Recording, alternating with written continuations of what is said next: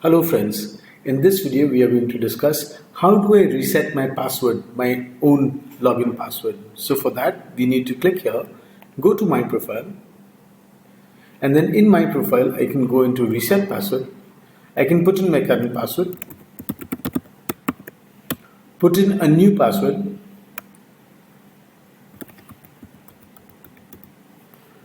confirm that new password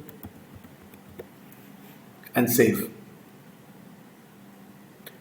The next time I log in, I'll be able to use my new password so I'll just show you that. When I log out, now this time